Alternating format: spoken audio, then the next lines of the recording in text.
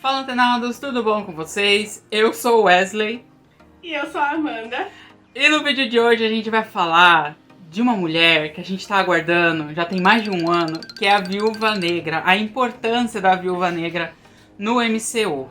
Quando esse vídeo for lançado, a dona Amanda já vai ter assistido o filme a convite da Disney, só que aqui a gente vai trazer uma diferencial do que a gente tá fazendo nas coberturas das séries e dos filmes da Marvel. Em vez de a gente dar um recap do personagem, até porque essa personagem é uma das mais antigas, a gente vai falar a importância dela em toda a sua trajetória no MCU. Então vem com a gente, porque assim, tem muita coisa mesmo pra gente comentar.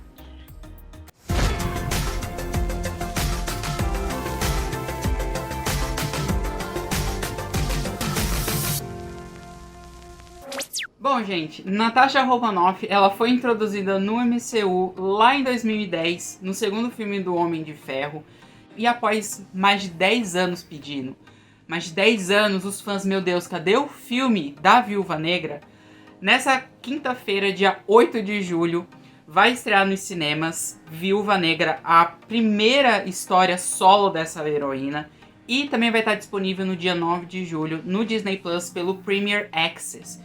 Bom, primeiro, pra gente falar, a Viúva Negra, ela faz parte da primeira formação dos Vingadores no MCU, e fica bem frisado aqui, tá, gente? É no MCU, nos cinemas. Ela é a única personagem feminina desse grupo, e com certeza ela é uma das mais poderosas sem poderes, gente, porque essa mulher não tem nenhum poder. Ela não tem super força, super resistência, não tem nenhum aparato mágico. E só por causa disso, e ela bate em todo mundo com todas as suas habilidades, e ela é incrível. Sabe, eu tenho um amor por ela, acho que é o mesmo amor que eu tenho por ela, eu tenho pela Mulher Maravilha, mas Mulher Maravilha foi criado, sabe? Uma pessoa muito especial pra mim me fez amar a Mulher Maravilha. E eu tenho a Mulher Maravilha e a Viúva Negra quase que no mesmo patamar. Tudo bem que as duas não são iguais, mas é quase o mesmo. Eu tenho um apego muito especial também pela Natasha Romanoff, porque ela é a primeira heroína, né, colocada nos cinemas como uma heroína, no meio de muitos personagens masculinos. Então, assim, eu sempre enxerguei ela como uma mulher que ela era respeitada no grupo onde ela fazia parte. Ainda mais porque, assim, ela estava cercada de homens, e todos eles, de certa forma, tinha o ego ou visões muito diferentes, né? E ela, assim, ainda assim, ela era muito respeitada no meio deles. Ninguém desvalorizava a opinião dela. Então isso pra mim sempre foi muito importante. E eu cresci com a Natasha e eu falava, gente, será que um dia, né, no mundo real, a gente consegue chegar, assim, no nível dela, de ser respeitada, de ser ouvida e não ser menosprezada? Parece besteira, mas as meninas ou mulheres que estiverem assistindo esse filme, esse vídeo, vocês vão entender o que eu estou falando, sabe? Então a Natasha pra mim eu sempre tive ela como uma das minhas heroínas favoritas, ever. E eu ficava assim, gente, quero um filme solo, eu quero conhecer mais sobre ela, porque eu acho que o cinema, o mundo precisa de mais filmes de heroínas, né? E, assim, eu já vou deixar aqui um adendo, né? Eu fico muito triste que o filme solo dela esteja saindo logo depois da morte dela em Ultimato, porque a personagem vai ter esse filme solo e ela nunca mais vai ter nada. E isso me deixa muito chateada. Mas, assim, eu fico muito feliz que finalmente, sabe, estão dando espaço para as heroínas aparecerem. Então, é isso. Demorou pra gente ter um filme solo dela, mas eu acho que o primeiro filme solo de uma heroína deveria ser mesmo a Mulher Maravilha, porque ela é a representação máxima de uma das figuras femininas, que a gente tem vários formatos, mas acho que ela foi a primeira heroína grandiosa que a gente teve nos quadrinhos, e que ela precisava ser a primeira para outras virem depois. Bom, o próximo ponto que eu quero colocar aqui eu não sei, eu coloquei porque é uma coisa só do cinema, que é uma coisa que mostra que ela é uma mulher e ela também pode amar, independente dela mandar porrada pra um monte de macho, que é a relação dela com o Bruce. Eu achei assim, quando eu assisti Era de Ultron e eu vi que era o relacionamento que eles estavam desenvolvendo, eu não entendi. Eu falei, não faz sentido. Mas com o tempo eu acabei me acostumando e eu vi realmente o carinho que ela tem pelo Bruce. Tanto que foi por causa dela que o Bruce entrou para os Vingadores. Ela que chamou ele. E ela é importante por causa desse relacionamento com o Bruce, porque, querendo ou não, gente, o Hulk é o ser mais poderoso que a gente tem na Marvel. Ele é literalmente indestrutível. E ela foi a responsável por trazer ele para os Vingadores. Eu acho que se não fosse ela, eu acho que os Vingadores nem seriam quase nada, porque seriam massacrados sem o Hulk, esse gigante esmeralda que é muito importante para toda a saga do MCU. Bom, gente, se vocês não sabem, agora tá sabendo, eu sou uma romântica incorrigível. É isso. Mas quando começaram a desenvolver esse relacionamento, eu lembro que, assim, a internet, né, o Twitter, Terra Sem Lei, o pessoal reclamou muito. E eu não entendi por que todo mundo reclamou. Porque, assim, nunca foi o foco nunca foi o romance do MCU. Nunca. Mesmo quando eles estavam desenvolvendo, no caso, o Capitão América com a Peggy, quando eles estavam desenvolvendo lá o Homem de Ferro com a Pepper, nunca foi o foco. Nunca foi. Então, assim, quando começou, eu falei assim, gente, por que vocês estão reclamando tanto? Porque já foi construído outros relacionamentos e tudo funcionou bem. Porque nunca deram foco especificamente para o romance. Sempre foi a aventura. E aí eu falei, gente, tudo bem. E assim, faz sentido. Porque exatamente como o Wesley falou, a Natasha trouxe o Bruce para os Vingadores. Ela convenceu eles a se juntar à causa e falar, vem cá ajudar nós a defender o mundo. Então, assim, fazia sentido ela ter um carinho mais especial, uma atenção maior com o Bruce e vice-versa. E assim, gente, o jeito que foi feito ficou legal. Não focaram só nisso, mas apresentaram elementos que falam, olha, então, eles estão aqui, ó. E eles têm um relacionamento e eles se gostam e tudo bem. E aí eu fiquei tipo, por que estão reclamando, gente? Faz sentido pra história, faz sentido pros dois personagens, desenvolvem eles em outras camadas. Porque assim, eu falei, né, a Natasha, ela chega como uma personagem, como uma espiã e tudo mais, e ela desce a porrada em todo mundo e ela sabe ser sensual quando ela precisa, mas ela sempre foi colocada como, ela é uma espiã. Mas e as outras facetas dela? Ela tem outras facetas que a gente vai conhecendo ao longo dos filmes, então é legal que eles mostrem o outro lado. Tipo, ela é uma humana, ela é uma super espiã e ela desce o cacete de todo mundo e ela é muito boa no que faz, mas ela também ama, ela também tem amigos, ela também dá risada, ela, sabe, tipo, tem outras coisas que ela pode ser. E eu acho que foi muito legal eles terem colocado esse detalhe, sabe? Ela também ama, ela também é humana, ela é gente como a gente. E é isso, sabe? Então ficou legal. E eu acho que é muito importante para o que vem depois nos outros filmes. Por exemplo, como o Bruce, enfim, ele vai lá pra galáxia e ele volta, e como eles se encontram, a reação dos dois ao se verem novamente. Então tem todos uns detalhes que depois faz sentido pra personagem. Então, é isso, gente. É bonitinho e ficou muito bem feito. É verdade. Bom, vamos para o próximo tópico, que é um pouco polêmico, porque eu lembro que quando saiu Guerra Civil, lá em 2016, se eu não me engano, antes mesmo de sair, a primeira questão é, quando que Dona Viúva Negra vai virar a casaca? Porque essa sempre foi a fama da Viúva Negra, ela sempre vira a casaca. Ela tá defendendo uma coisa, do nada ela vira, fala, não vou mais defender, vou defender o outro. E eu vou falar assim, vou defender ela aqui, porque Dona Natasha Romanoff, ela não vira a casaca. Ela só é leal aos seus princípios, e só os seus princípios, e ela não tem vergonha de mudar de ideia quando necessário. Foi o que aconteceu em Guerra Civil. Ela tentou apoiar o controle de tudo que eles faziam, porque eles destruíam as coisas onde eles passavam, por mais que eles tentassem não destruir, mas todo o universo, todos os vilões iam e destruíam lá. Ela tentou controlar isso, se aliando ao Homem de Ferro. E no meio, depois da batalha, ela percebe que existem coisas que ela pode defender, que não é só o controle. Tanto que ela acaba traindo o time do Homem de Ferro ao parar o Pantera Negra e deixar o Capitão fugir com o Bucky pra conseguir parar o Zemo.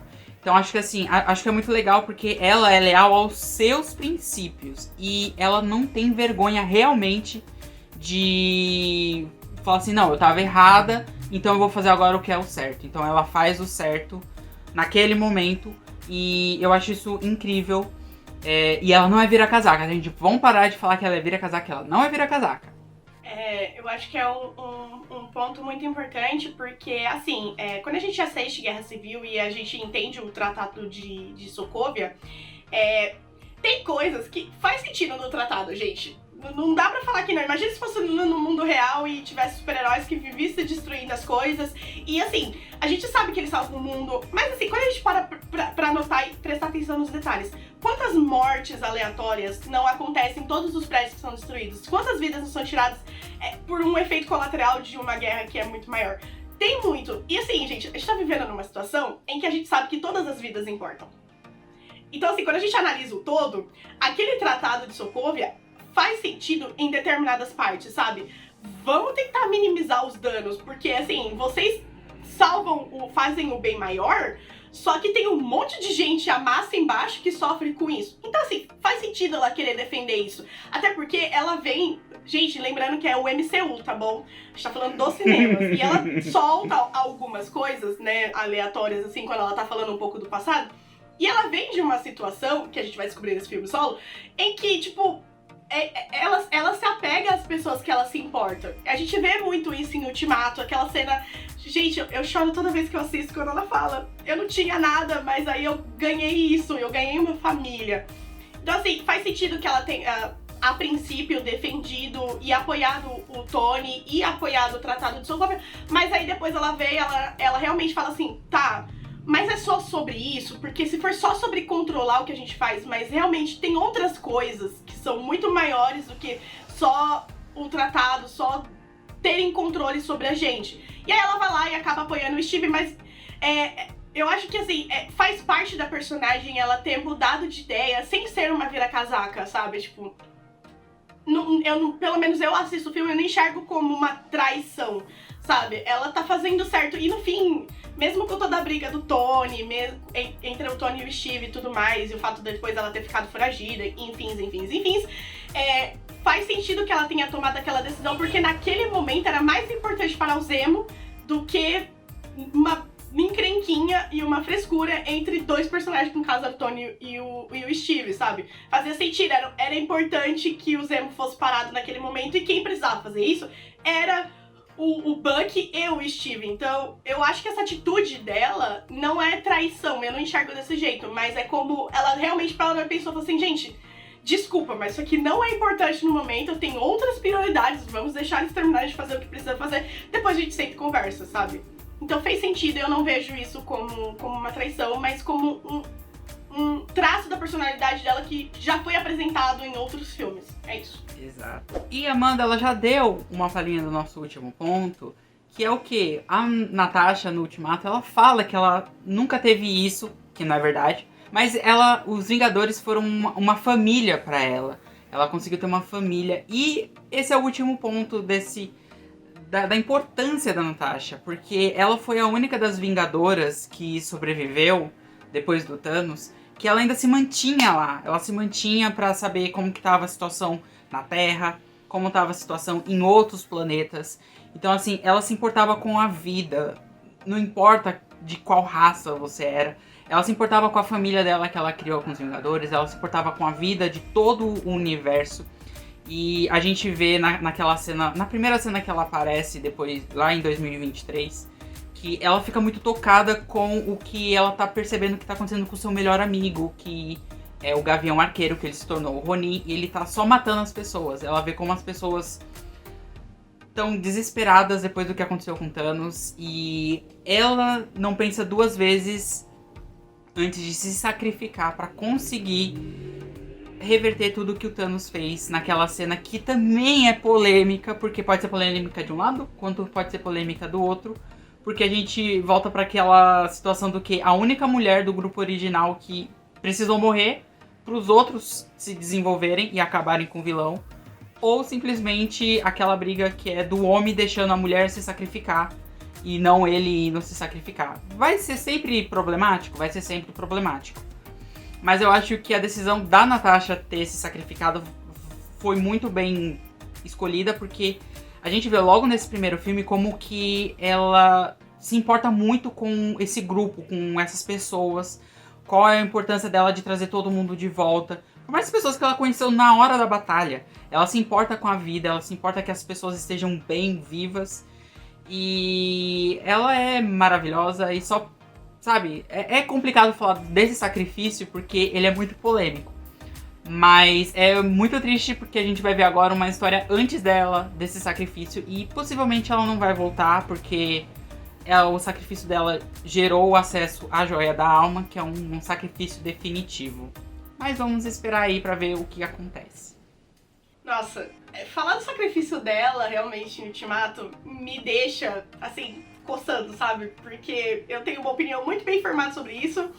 E, sim, gente, é o que vocês estão pensando. Mas, assim, não vamos entrar nesse mérito, porque pode ser uma coisa para uma outra discussão, outro vídeo e tudo mais. E, assim, mas, polêmicas à parte e tudo mais, eu acho que o Ultimato já estava preparando esse terreno para esse sacrifício dela desde o primeiro momento em que ela aparece. Porque realmente aquela cena onde o Steve chega e ela tava conversando com os outros seres lá, ele tá batendo papo com todo mundo. E ela realmente, ela fala pro Steve, eu não tinha nada e eu ganhei isso. E eu acho que na hora em que ela tava lá com o Clint pra pegar a Joia da Alma, no fundo, ela sabia que fazia sentido pelo que ela sentia. E por tudo que ele tava, sabe, ela realmente, toda a trajetória dela sempre foi pra manter os Vingadores unidos, a família que ela ganhou unida, e em Guerra Infinita, nós vemos que ela fala, não, tudo bem, vamos lá, gente, vamos fazer isso aqui acontecer, não vamos deixar com que a Joia da Mente seja roubada, e ela vai lá e ela ajuda o Steve a pegar tanto o Visão quanto a Wanda, e ela vai pra Wakanda e ela se coloca na frente de todo mundo, e ela vai lá lutar, e faz parte da personagem que foi criada dentro do MCU, porque é uma personagem que ela sempre defendeu muito os outros, ela sempre se colocou em perigo pra defender os outros, e a gente pode ver isso em quase todos os filmes ao longo da jornada dela. A gente vê que ela se coloca em perigo pra defender os amigos dela, a família dela. Então quando chegou na hora do sacrifício, pra pegar a Joia da Alma, fez sentido que ela fosse no lugar do Clint, porque ela sempre fez isso, ela sempre se colocou na frente deles pra receber a maior queda, o maior baque pra defender os outros, né? E isso nunca foi um problema pra ela, ela sempre foi muito altruísta nessa questão. Então o sacrifício que ela faz no lugar do Clint também faz sentido para a personagem que foi criada ali. Eu fico meio brava, fico um pouco revoltada, sim, mas assim, com a construção da personagem, com tudo que foi mostrado ao longo dos filmes, quando a gente analisa, aquilo ali faz sentido, está de acordo com o que foi mostrado da personagem. Então, no fim, acaba sendo que fica algo bonito, sabe? Ela realmente, ela morreu pensando na família dela, em fazer o bem para a família dela, para a humanidade também, mas eu gosto de pensar que naquele momento ela não estava pensando no mundo e tudo mais, ela estava pensando na família dela, que é os Vingadores, o que ela ganhou, sabe? Esse presente maior que foi esses companheiros. É isso. É verdade. Bom, gente, a gente vai literalmente se despedir dela nessa quinta e sexta-feira agora. Ela vai passar o bastão pra nova Viúva Negra, que a gente acredita que é Helena. Vamos saber dessa outra família russa dela, que eu já gostei. Vou falar, gostei muito deles. Mas vamos saber o que acontece finalmente em Budapeste, gente. Será? Eu tô falando disso desde 2000. Desde Será? 2012 se fala que vai acontecer em Budapeste. Queremos saber. Será? Não sei. Tem que dar essa resposta. Tem que dar. O que aconteceu em Budapeste? Eu quero saber. Queremos. Exato. Compartilhe esse vídeo com seus amigos que gostam de Dona Viúva Negra, que gostam da Marvel. Curta esse vídeo também, ajuda a gente a crescer. Se você caiu de paraquedas, gente, se inscreva aqui, não custa nada, e ative o sininho para receber os próximos vídeos quando eles forem lançados. Então, gente, até a próxima. Beijo, pessoal. Até a próxima.